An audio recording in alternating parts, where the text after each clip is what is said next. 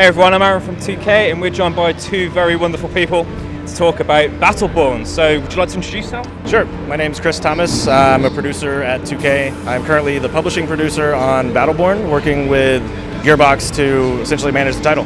Awesome. And I'm Melissa Miller. I'm the director of product development, and I oversee lots of games, including Battleborn. Awesome. Cool. So we'll dive right in. So for those that may have missed the stars of the galaxy going dark, just what is Battleborn about? So at the core, Battleborn is a first-person shooter. What really sets it apart is the fact that we have this huge cast of 25 playable characters, and every one of the characters is completely unique, have their own set of powers, their abilities, their own personalities and playstyles, and these Battleborn, these heroes, are fighting to save the very last star in the entire universe from being destroyed from some mysterious evil that we don't really understand quite yet. How did the team come up with so many quirky characters? Gearbox actually opened up the pitch to the entire studio. So anybody who had an idea could write up a little pitch. If they were an artist, they could maybe do some concept sketches. And they actually even opened it to the folks at 2K as well. So they're just collecting all these ideas, and then they just, pick out the strongest ones and continue to develop them until you get the 25. How is Battleborn different from Borderlands? Who would like to take this one? First of all, Battleborn has competitive multiplayer, which Borderlands didn't. They are similar in the fact that they both have extremely strong co-op. So the story campaign in Battleborn can be played single player all the way up to 5 players. Will we get all the characters from the start, or is there a way to unlock them as you go?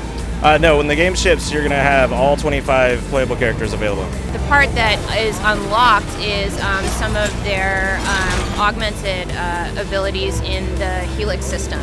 So each of these characters in session has a Helix system that ranks 1 through 10, and it's a binary choice each time you level up. And then when outside of that, from a meta standpoint, you can increase the rank for each character from 1 to 10. So Helix in session, 1 to 10, and then character level 1 to 10 outside the session. And each time you go up a level at your character rank, you unlock different augmented options for the Helix choices in session. It basically gives you the chance to continuously customize the gameplay style of each character. So as you rank up in them, you can start choosing different augments as you level up through the match. So it really gives you a lot of options on how you play. It was mentioned that the team are big Guardians of the Galaxy fans. Do you think the Guardians of the Galaxy heroes would fit well with the Battleborn? The game is there's definitely some inspiration there. The guys at Gearbox and us, we're huge fans of that film. But inspiration goes a lot further than that. You've got inspiration from superheroes and fighting games and Star Wars. Any world or universe where you have lots of crazy characters. Really any character that you can imagine would fit well in this game, to be honest. Split screen co-op, yay, nay?